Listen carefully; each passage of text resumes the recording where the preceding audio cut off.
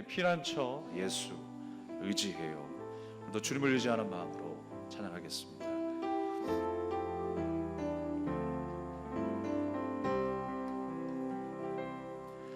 나의 피난처 예수 의지해요.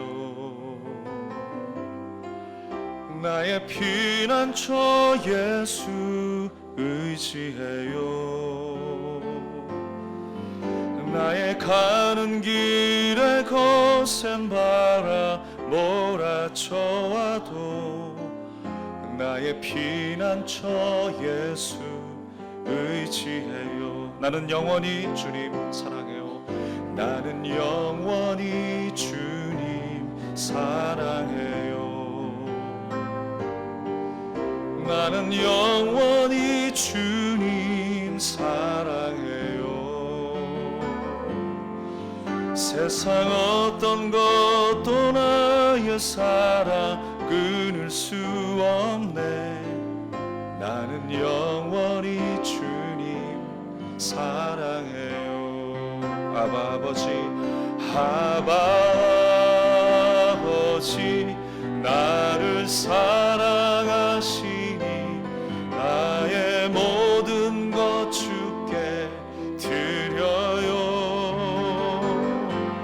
아바 아버지, 내가 여기 있으니 주님 영광 위하여 써주세요.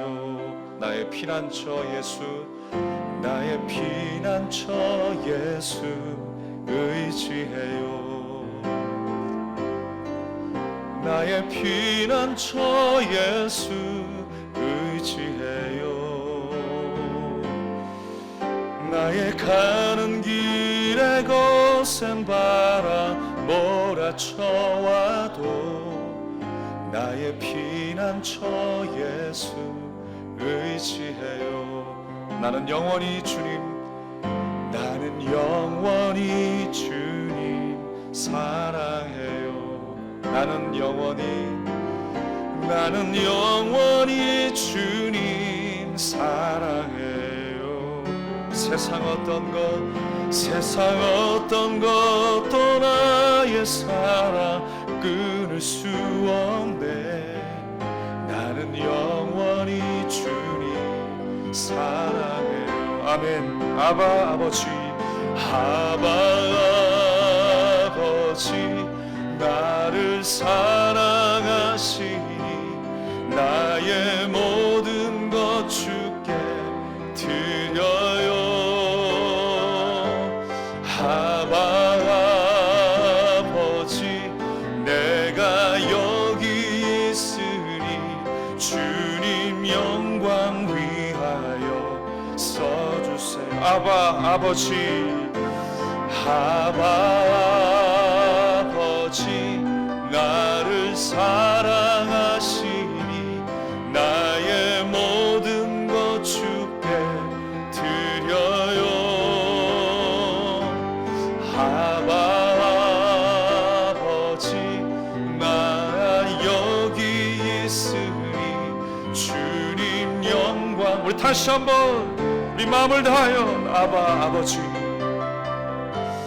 아바 아버지, 나를 사랑하시니 나의 모든 것 주께 드려요. 아바 아버지, 내가 여기 있으니 주님 영광 위하여 써주세요. 할렐루야. 오늘도 주님이 우리와 함께 하십니다. 높고 위대하신 주님, 찬양받기 합당하신 주님을 찬양합니다. 우리 옆 사람과 함께 우리 인사 나눌까요? 잘 오셨습니다. 사랑합니다.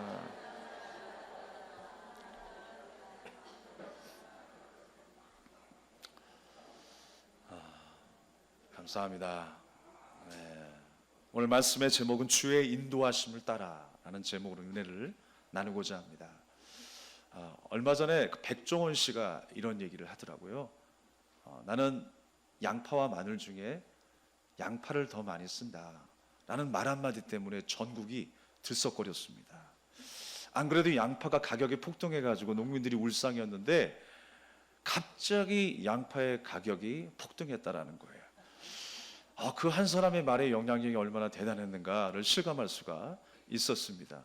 여전히 양파값이 폭락해가지고 농민들이 울상을 짓고 있습니다만 정말 그 말 한마디 위력이 얼마나 대단한가를 생각하게 되었어요.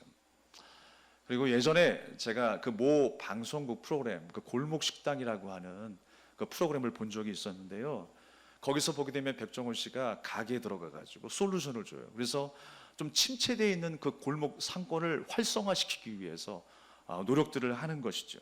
그래서 많은 사람들이 예상하기를 어떻게 예상했냐면 백종원의 그 말에 무조건 순종할 것이다. 무조건 내려주신 그 솔루션 처방대로 다 순종할 것이다 라는 생각을 했어요. 근데 예상을 다 깼죠. 뭐냐면 나름대로 소신과 고집이 있는 사람들이 많았어요. 그래서 하라고 하는 대로 하지 않는 거예요. 뭐 백종원 씨의 말이 다 맞는 건 아닙니다만 그가 주장했던 건 뭐였냐면 사실 기본적인 거였죠. 기본적인 거. 위생 상태 깨끗하게 해라. 신선도를 유지하라. 뭐 이런 거. 기본적인 것인데 그 기본적인 것마저 하지 않았다라는 게 문제였어요. 그러면서 내 것을 내려놓는다는 게 이렇게 어려운 것이구나.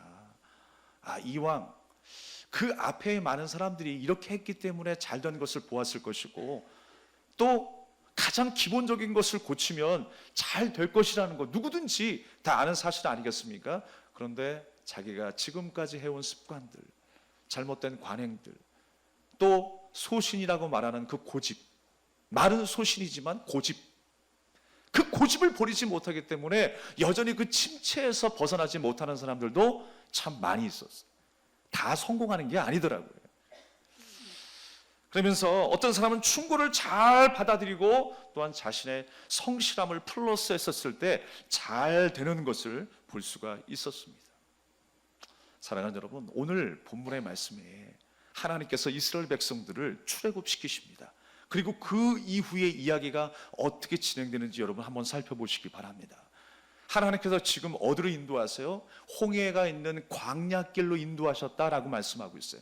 그런데 사실 여러분 이 길이 있기 전에 많은 사람들은 어떤 생각을 했었을 거예요? 우리가 만약에 이 애굽에서 나간다면 어디로 향하게 될 것인가? 어떤 길로 어떤 땅으로 먼저 가게 될 것인가? 많은 사람들이 어쩌면 블레셋이다라고 생각했을 거예요. 한 번도 들어본 적이 없는 것처럼 저를 바라보시는데 이 말씀을 제가 확인시켜주지 않으면 이단이라고 할까봐 제가 오늘 17절 말씀을 다시 한번 읽겠습니다. 바로가 백성을 보낸 후에 블레셋 사람의 땅의 길은 가까울지라도 하나님이 그들을 그 길로 인도하지 아니하셨으니. 사람의 생각은 뭐예요? 가장 가까운 땅, 보이는 땅, 안전한 땅, 가능성이 있는 땅을 항상 추구하죠. 그래서 아마 이스라엘 백성들은 블레셋으로 먼저 가겠구나, 그 땅으로 먼저 가겠구나 라고 생각했을 거예요. 그런데 하나님이 인도하신 길은 어디였습니까? 홍해였어요. 꽉 막힌 길이었다라는 거예요. 광야의 길이었어요. 아무것도 의지할 수 있는 것이 없는 그 광야의 길로 하나님께서 보내셨다라는 거예요. 길이 아닌 곳에 보내셨어요. 양식이 없는 곳에 보내셨어요. 사람의 생각과 정반대의 길을 하나님께서 보내셨다라고 하는 것입니다. 블레셋 쪽에 보내게 되면 다툼이 일어날까 싶어서, 그리고 다툰 후에 이스라엘 백성들이 변심해가지고 애굽으로 돌아갈까봐 하나님께서 아예 홍해 길로 보내신 거예요. 우리의 생각과 정반대 아닙니까? 오히려 블레셋 군대와 만나서 싸움 가운데에 하나님께서 그 싸움을 이기게 하시고 또 다시 가나안으로 향하면 되지 않을까라는 생각을 할 수 있어요. 그런데 여러분, 쓸데없는 싸움을 안 하게 하시는 거예요. 정작 우리가 싸워야 될 것이 무엇인가? 바로 홍해에서 깨닫게 하시고 광야에서 깨닫게 하시는 거예요. 우리의 의지의 대상이 바로 하나님이시고 내 안에 있는 모든 육체의 소욕을 죽여야 되고 내 안에 있는 죄를 해결해야 내가 진정한 하나님의 백성이 되고 내가 가나안 땅으로 들어갈 수 있는 하나님의 자녀가 된다라고 하는 사실을 깨닫기를 원하시는 거예요. 우리 신앙생활은 무엇입니까? 바로 그 싸움하는 거예요. 내 안에 있는 하나님과 하나님 앞에 불신하고 나를 자랑하고 하나님을 대적하는 그 교만의 마음들을 날마다 내가 깨뜨리고 부서뜨리는 과정, 그것이 신앙생활이에요. 그 시간은 결코 헛되지 않습니다. 근데 블레셋과의 어떤 전쟁, 어떻게 보면 시간 낭비일 수 있어요. 결국 애굽으로 돌아가게 하는, 다람쥐 쳇바퀴 돌게 하는 그 헛된 시간들을 낭비하지 않기 위해서 결국은 하나님께서, 우리의 생각은 이해가 안 되지만 홍해로 보내시고 광야로 보내신 줄 믿으시길 바랍니다. 그래서 우리는 무엇을 따라 움직여야 되는가? 함께 따라하겠습니다. 말씀을 따라 움직여야 한다. 하나님의 말씀이 지시하신 그곳으로 우리는 발걸음을 향해야 할 줄로 믿습니다. 왜 말씀을 따라가야 하느냐? 우리가 세 가지를 함께 나누려고 합니다. 첫 번째로는요, 하나님의 약속이 있기 때문에 그렇습니다. 하나님의 그 말씀 그 자체는 하나님의 약속이에요. 언약이라고 하는 것입니다. 일찍이 먼저 하나님께서 아브라함과 약속하셨죠. 그런데 아브라함 이야기 나올 때 항상 동반되는 사람들의 이름이 있어요. 누구의 이름입니까? 아브라함의 하나님, 이삭의 하나님, 야곱의 하나님이에요. 항상 세 번을 언급하세요. 성경 속의 3이라고 하는 숫자는 하늘의 완전 숫자라고 말씀드렸죠. 그러니까 하나님께서 아브라함 그 가문에 약속하신 것은 하나님께서 반드시 내가 이룰 거야 라고 하는 확증이 담겨 있어요. 완전하신 약속이라고 하는 것입니다. 그래서 항상 그 언약을 이야기할 때는 아브라함이 등장하는 것이고 이삭이 등장하는 것이고 야곱이 함께 동반되는 거예요. 그리고 누구의 하나님이에요? 나의 하나님이시에요. 그것을 믿는 저와 여러분 되길 바랍니다. 하나님께서 그 약속을 허락하여 주셨어요. 아브라함에게 열국의 아비가 될 것을 말씀해 주셨고 그 한 사람을 통하여 온 세계가 복을 받을 것을 주님은 약속하신 거예요. 그러니까 지금 내가 애굽에 있어도, 지금 내가 광야에 있어도, 지금 내가 홍해 한복판에 있어도 하나님의 약속은 계속되는 거예요. 요셉이요, 그렇습니다. 하나님의 약속을 굳게 붙들고 있었어요. 그가 어디에 있었습니까? 애굽에 있었습니다. 그런데 나중에 자기가 죽을 때 유언을 해요. 내 유고를 이스라엘로 가져가라. 그래서 지금 19절의 말씀 속에 모세가 요셉의 유고를 가져갔다고 그랬어요. 이 말이 뭐예요? 사실 그때만 해도 요셉이 살아있을 때는 어떤 거예요? 많은 사람들이 하나님의 역사를 모았어요. 애굽 사람들도 이방 민족마저도 하나님의 살아계심을 체험했어요. 그리고 부족함이 없는 삶을 살았을 거예요. 애굽의 총리 대신으로 살고 있었어요. 그런데 왜 요셉이 자기 유고를 이스라엘로 옮겨가라라고 이야기합니까? 하나님의 약속 때문이었어요. 그는 하나님의 약속이 무엇인지 알고 있었어요. 이스라엘을 통하여 번성케 하시고 복을 내리실 것이라고 하는 그 믿음이 있었기 때문에 나는 이스라엘로 가야 한다는 거예요. 그것이 바로 요셉의 믿음이었어요. 그리고 또한 이 모세도 그러한 믿음으로 살기를 원했던 거예요. 그리고 이스라엘 백성들도 그렇게 살기를 하나님은 원하셨어요. 그래서 우리는 말씀을 붙잡아야 되는 거예요. 왜? 하나님께서 반드시 이루시겠다, 이스라엘을 구원하시겠다, 하나님의 자녀 삼으시겠다라고 하는 약속이 분명히 있기 때문에 그렇습니다. 하나님이 아브라함과 하신 그 약속 지금도 변함이 없어요. 우리와 함께 하신다는 약속 지금도 변함이 없어요. 그러니까 주신 말씀대로 따라가는 게 맞는 것입니다. 우리가요, 매뉴얼대로 하면 사실 많은 사고와 문제를 줄일 수가 있죠. 요즘에는 기술이 좋아져가지고 컴퓨터도 그냥 껐다 키면 문제가 안 되는데요. 그냥 모르니까 그냥 전원 버튼을 켰다가 뭔가 좀 안 움직이면 그냥 막 꺼버리고 거기 딱 끄는 순서가 있거든요. 그러다 보니까 컴퓨터가 문제가 발생해요. 얼마 전이죠. 5월 달에 있었던 뉴스였습니다. 5월 달에 부산대의 어떤 한 건물이, 거기가 5층 건물이었거든요. 5층 건물이었는데 거의 반 그 옆 벽에 벽돌이 무너져 내렸어요. 그래서 지나가던 60대 환경미화원이 사망을 했습니다. 얼마나 황당했을까요? 이게 왜 날벼락이에요? 갑자기 벽돌이 떨어져 가지고 죽은 거예요. 그래서 그 원인을 살펴보니까 부실공사였다라는 거예요. 그 건물이 93년에 지어졌대요. 93년도에 올라간 건물인데 그 안을 들여다보니까 철근이 너무 부족해. 시멘트도 시원찮아요. 그래서 결국 무너진 거예요. 매뉴얼대로 했으면 문제가 없었을 것입니다. 근데 항상 이 매뉴얼대로 안 하니까 문제가 발생하게 되는 거예요. 우리가 하나님의 자녀라면 하나님의 말씀을 따라가는 것은 당연한 것입니다. 하나님의 말씀이 우리의 능력이고 살아있는 바로 하나님 자신이라고 하는 사실. 그래서 말씀이 있는 곳에 하나님의 역사가 있는 것입니다. 날마다 그 말씀을 따라가는 저와 여러분 되기를 간절히 축원합니다. 내가 생각할 때는요, 홍해로 가는 게 말도 안 돼요. 막힌 곳이잖아요. 광야라고 하는 것이 말도 안 돼요. 그냥 죽으라고 하는 소리와 똑같은 거예요. 그런데 하나님께서 말씀하신 그 약속이기 때문에 그 말씀을 의지하여 따라가는 것입니다. 약속한 바를 이루시는 하나님이기 때문에 하나님께서는 그 약속을 이루시기 위해서 무슨 일까지 하세요? 홍해를 가르는 일까지 하세요. 광야의 만나를 내리는 일까지 하시는 거예요. 메추라기를 내리시고 불기둥과 구름기둥을 나타내게 하시는 하나님의 역사가 나타나는 줄 믿으시길 바랍니다. 믿으십니까? 이것이 하나님의 역사예요. 나를 향하신 하나님의 약속도 지금도 계속되고 있다는 사실을 잊지 마시길 바랍니다. 소망마저 사라져버리고 갈등과 반목 속에 수많은 시간들이 이어지는 가운데에 또 요셉이 사망한 이후에 많은 사람들이 얼마나 절망했을까요? 많은 사람들의 그 믿음이 얼마나 해이해져 있었을까요? 애굽이라고 하는 곳에서, 이스라엘 땅이 아닌 그 이방 땅에서 하나님을 믿는 그 백성들의 마음이 얼마나 곤고했을까요? 그러나 그 가운데서도 하나님이 하실 일들을 고대하고 기다리라는 거예요. 430년 동안 노예의 삶을 살아가면서 이 마음이 얼마나 정말 갈등하며 괴로웠겠습니까? 육적으로는 괴로움을 당하고 또 영적으로도 그런 고통을 당하는 가운데에 얼마나 번민이 가득했겠습니까? 과연 하나님이 우리를 구원하신다는 말인가? 아브라함에게 약속하신 그 약속이 정말 지켜질 것인가? 근데 그때의 요셉이 결단을 한 거예요. 내 유고를 이스라엘로 보내라. 그것이 상징하는 바는 무엇입니까?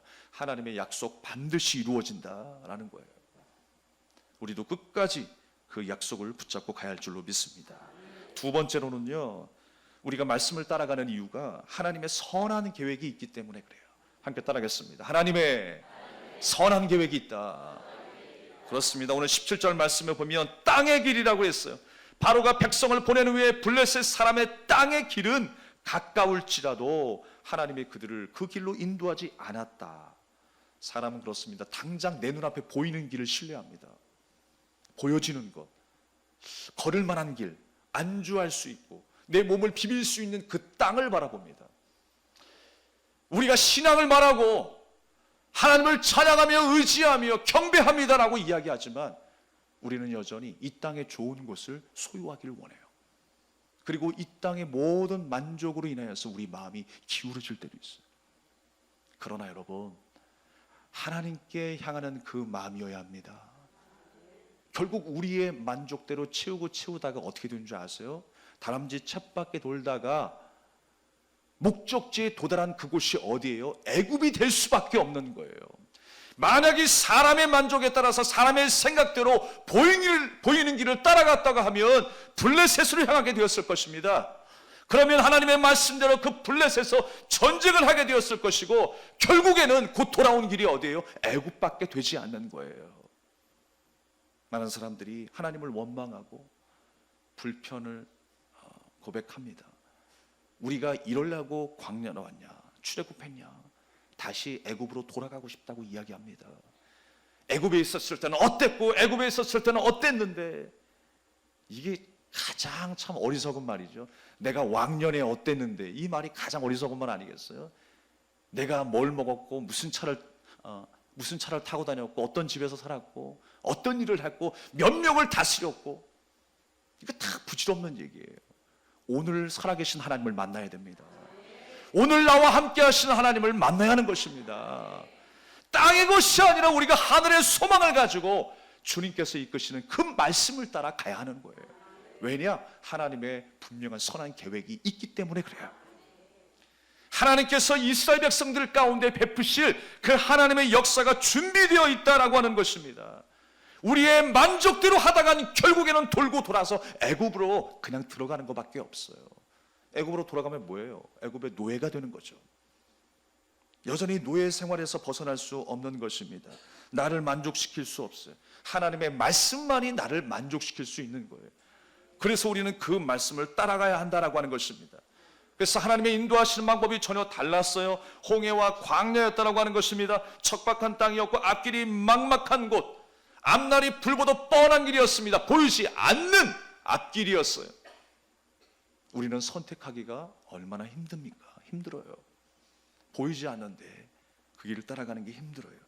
그러나 우리는 하나님의 말씀이기에 따라가야 하는 것입니다. 그래서 하나님의 택하신 그 방법이 홍해 속으로 들어간다는 것, 여러분 이게 말이 됩니까? 그런데 주님은요, 내 모든 생각과 내 모든 고집을 다 내려놓기를 원하시는 거예요. 내 옛사람과 옛 성품을 다 무너뜨리기를 원하시는 거예요. 그래서 홍해 앞에 서게 하신 거예요. 홍해가 무엇입니까? 우리가 세례를 받듯이 이스라엘 백성들이 홍해를 통과하는 그 순간에 지금 이스라엘 백성들은 새롭게 되는 거예요. 세례를 받는 거예요. 그의 모든 옛사람이 다 그 물속에 수장되고 이제 새롭게 태어난 인생을 우리에게 보여주고 있는 것입니다. 그래서 침례교회에서는 세례받을 때 몸을 완전히 다 담그잖아요.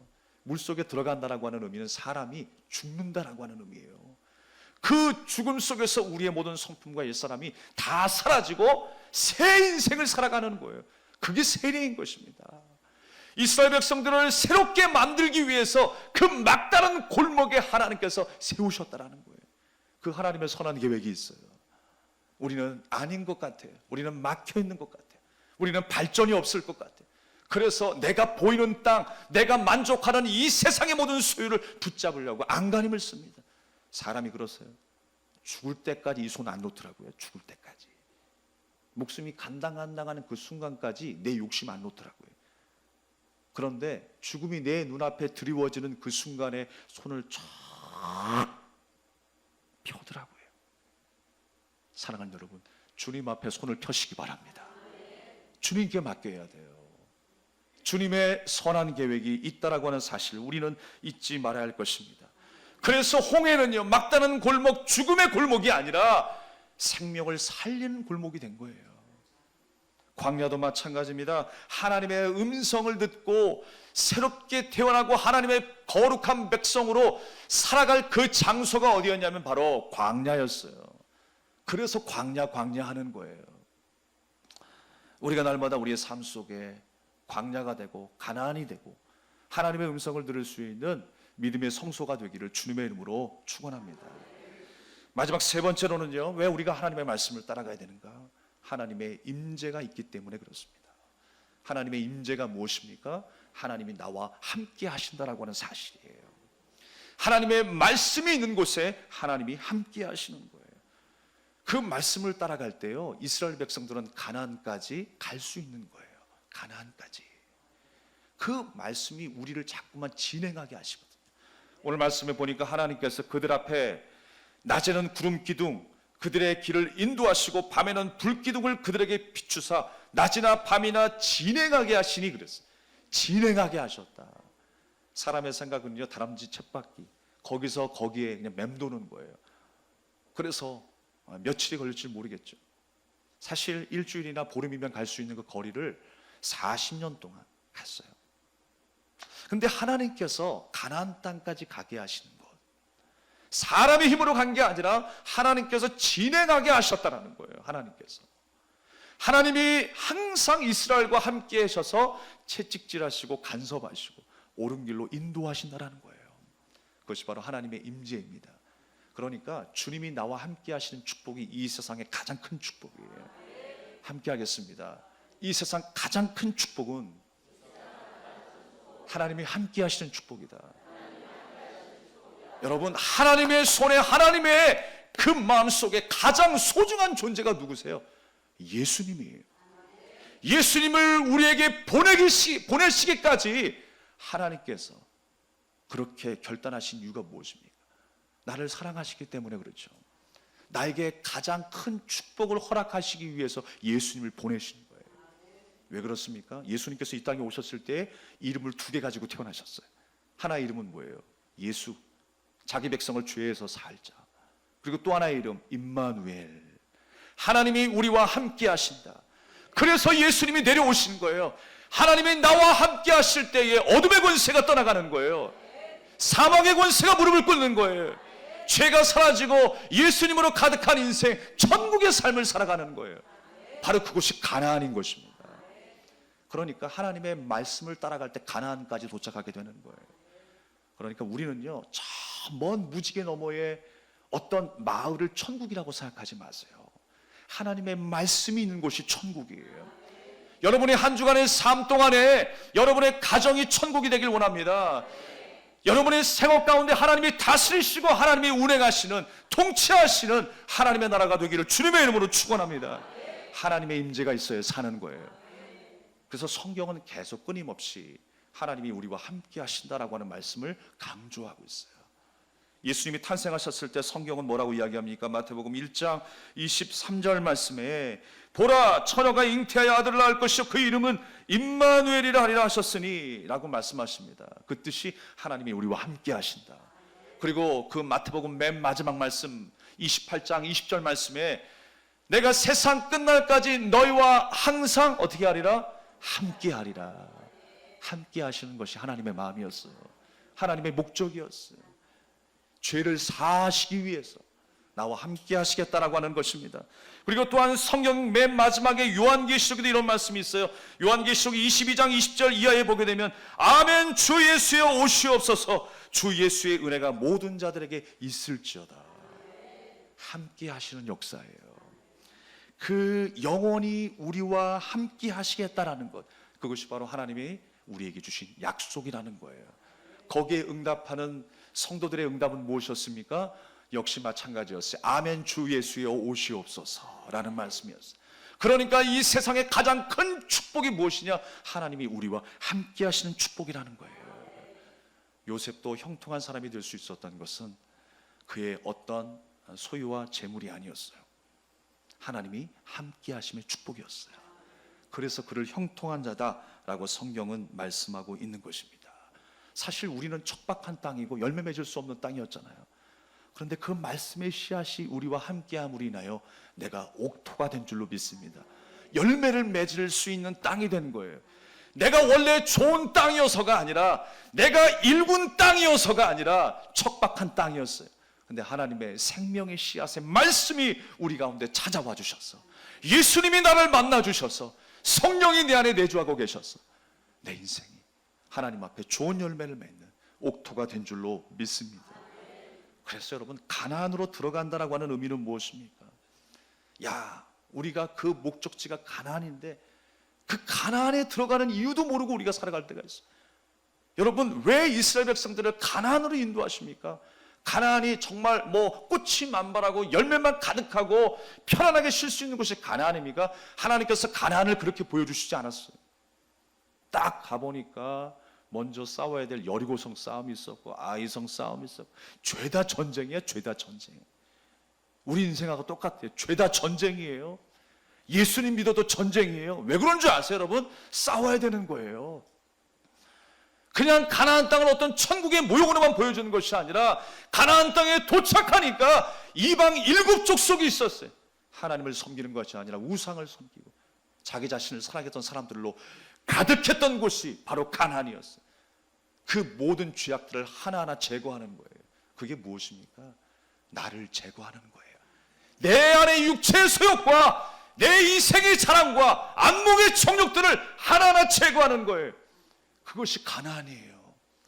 하나님의 이스라엘 백성들이 그렇게 하나님의 거룩한 자녀로 거듭나기를 원하셨어요. 그렇게 변화되기를 원하시는 거예요. 나를 온전히 예배하고 나만 섬기는 사랑스러운 하나님의 백성으로 성장하기를 원하셨던 거예요. 그것이 바로 하나님 아버지의 마음인 줄로 믿습니다. 그러니까요, 누구 다른 사람 볼 것이 없어요. 사실 나를 봐야 되는 것이죠. 나와의 싸움을 싸워야 돼요. 블레셋과의 싸움이 중요한 게 아니라 광야에서 홍해 가운데에 나를 죽이는 싸움을 하는 거예요. 홍해 속에 물 속에 들어가서 죽는 것처럼 나와 싸워서 이기는 싸움을 해야 되는 것입니다. 광야 가운데 나를 버리는 싸움을 해야 되는 거예요. 그래야 내가 살 수 있는 거예요. 하나님이 그때 역사하신다라는 거예요. 그것이 바로 오늘 이 출애굽 역사의 진리인 것입니다. 우리가 날마다 그렇게 성장해 갈 수 있기를 주님의 이름으로 축원합니다. 하나님이 함께 하심을 바라보며 따라갈 때 우리는 살 수 있어요. 광야 가운데 하나님께서 성막을 주시죠. 그래서 모든 지인이 대열을 맞춰가지고 진군할 때, 가나안을 향할 때에 그 성막을 바라보면서 이스라엘 백성들이 행진을 하는 거예요. 그 성막이 무엇입니까? 이스라엘 백성들 맨 앞에 두었어요. 무려 1km 정도가 되는, 900m 정도가 되는 그 거리에 뛰어서 성막을 보게 한 거예요. 왜 그랬냐면 남녀노소 다 합치면 200만의 백성들이 있으니까 그 많은 사람들이 한눈에 보기 위해서는 멀찌감치 떨어져 놔야 성막이 보이게 되는 것이죠. 그래서 사람들이 행군하면서 한 번씩 그 성막이 아니라 법궤를 바라볼 때에 어떤 생각을 하겠습니까? 아, 하나님이 우리와 함께 하신다. 그 법궤의 의미, 상징적인 의미가 무엇입니까? 하나님이 나와 함께 하신다라고 하는 의미예요. 그것을 바라볼 때마다 힘들고 어렵지만, 목마르고 배고프지만 하나님이 우리와 함께 하신다. 하나님이 약속을 이루어 가고 계시는구나. 하나님은 약속의 하나님이야, 은혜의 하나님이야, 능력의 하나님이야. 그 믿음을 가지고 다시금 걷게 되는 거예요. 하나님의 말씀이, 그 하나님의 임재가 바로 우리를 새롭게 하는 줄 믿으시길 바랍니다. 우리에게 능력은 무엇입니까? 바로 하나님의 말씀인 거예요. 그 말씀을 따라갈 때 하나님이 인도하시고 채우시는 역사가 있을 줄 믿습니다. 말씀을 정리하겠습니다. 여러분, 개그맨 이동우 씨를 아시죠? 그가 인기 많은 개그맨이었고 많은 사람들이, 모르는 사람들이 없을 만큼 정말 유명한 개그맨이었습니다. 그런데 그가 어느 날 망막 색소 변성증으로 그 두 시력을 잃어버렸어요. 절망하고 낭망의 연속이었습니다. 매스컴에 보여지지 않았지만 극단적인 생각을 했었던 적도 있었습니다. 그런데 어느 날 그에게 희소식이 들려왔습니다. 천안에 살고 있는 어떤 한 사람이 자기의 시력을 주겠다라는 거예요. 자기 눈을 주겠다라는 거예요. 얼마나 기쁘겠습니까? 그리고 오히려 그 주변에 있는 많은 사람들이 너무너무 기뻐했어요. 그래서 그 천안에 찾아갔습니다. 그 살고 있는 그 사람의 나이가 40세였는데 그 사람을 막상 만나니까 말이 안 나왔어요. 왜 그랬냐면 그도 환자였어요. 근육병을 앓고 있었습니다.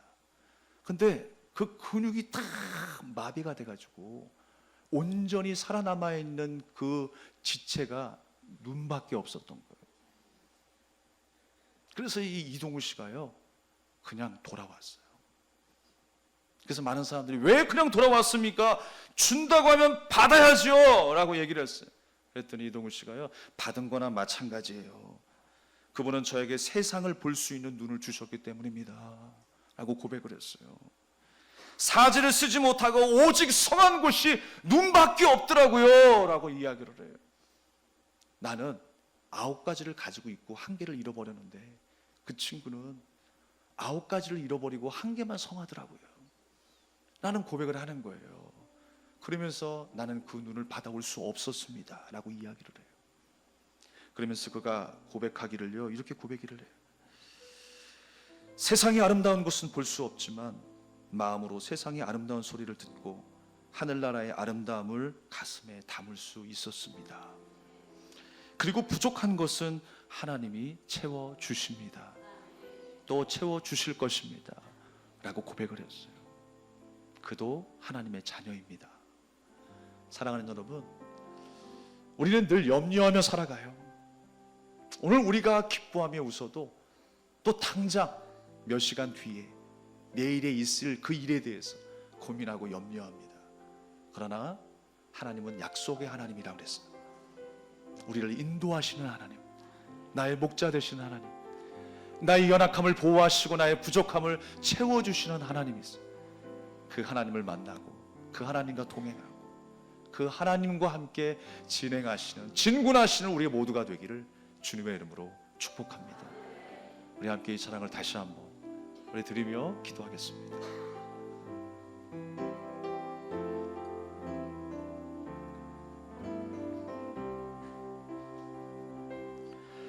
나의 피난처 예수 의지해요. 나의 피난처 예수 의지해요. 나의 가는 길에 거센 바람 몰아쳐와도 나의 피난처 예수 의지해요. 나는 영원히 주님, 나는 영원히 주님 사랑해요. 나는 영원히 주님 사랑해요. 세상 어떤 것도 나의 사랑 끊을 수 없네. 나는 영원히 주님 사랑해요. 아버지 나를 사랑하시니 나의 모든 것 주께 드려요. 아버지 내가 여기 있으니 주님 영광 위하여 써주세요. 나의 피난처 예수, 나의 피난처 예수 의지해요. 나의 피난처 예수 의지해요. 나의 가는 길에 거센 바람 몰아쳐와도 나의 피난처 예수 의지해요. 나는 영원히 주님 사랑해요. 나는 영원히 주님 사랑해요. 세상 어떤 것도 나의 사랑 끊을 수 없네. 나는 영원히 주님 사랑해요.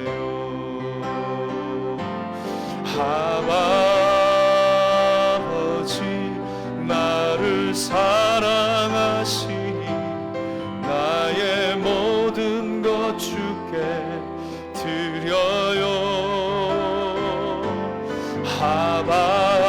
아버지 내가 여기 있으니 주님 영광 위하여 써주세요. 아버지 나를 사랑하시니 나의 모든 것 주께 드려요.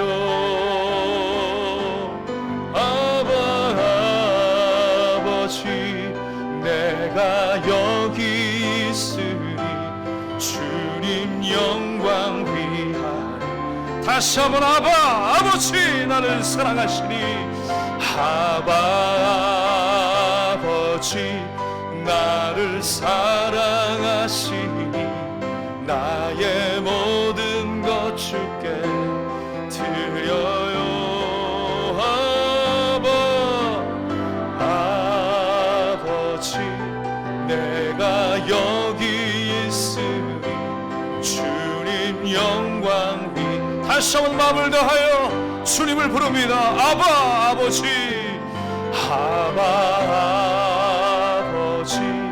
나를 사랑하시니 나의 모든 것 주께 드려요. 아버지 내가 여기 있으니 주님 영광 위하여 써주세요. 다 같이 기도하겠습니다. 오늘 주신 말씀을 기억하면서 기도합시다. 내가 가고 싶은 길이 내 눈앞에 보입니다. 세상에 많은 사람들이 이것이 성공 방식이라고 이야기합니다. 그 길에 그 소리에 내 귀가 솔깃합니다. 그러나 주님은 홍해로 가라고 하시고 광야로 가라고 하십니다. 척박한 땅인데, 보이지 않는 땅인데, 막혀버린 그곳인데 어떻게 내가 갈 수 있을까요? 그러나 그곳에서 주님은 생명을 맛보게 하십니다. 하나님께서 음성을 들려주십니다. 길이 아닌 곳에 길을 열어주시고, 물이 없는 곳에 물을 주셨습니다. 양식이 없는 곳에 양식을 주셨습니다. 내가 너와 함께 하겠다라고 주님은 말씀하십니다. 그 말씀을 따라오라 라고 말씀하십니다. 여러분, 그 말씀을 잘 따라가고 있습니까? 여러분, 그 말씀을 따르는 가운데에 그 싸움을 싸우고 있습니까? 왜 우리가 블레셋과의 그런 쓸데없는 전쟁을 해야 돼요? 왜 교회 나오면서 예배드리면서 쓸데없는 전쟁 가운데 우리가 시간을 낭비해야 됩니까? 주님을 따를 때에 우리 안에 있는 모든 육체의 수욕, 죄성, 교만함, 그거 잘라버리는 싸움 하셔야 돼요. 하나님, 그거 잘라버리게 하여 주시옵소서. 그래서 홍해로 들어가는 거예요. 그래서 광야로 들어가는 거예요. 하나님, 그 싸움에서 승리하게 하여 주시옵소서. 그래서 하나님이 부어주시는 그 은혜의 자녀로 살게 하여 주시옵소서. 우리 주 한번 외치고 간절히 기도하겠습니다. 주여!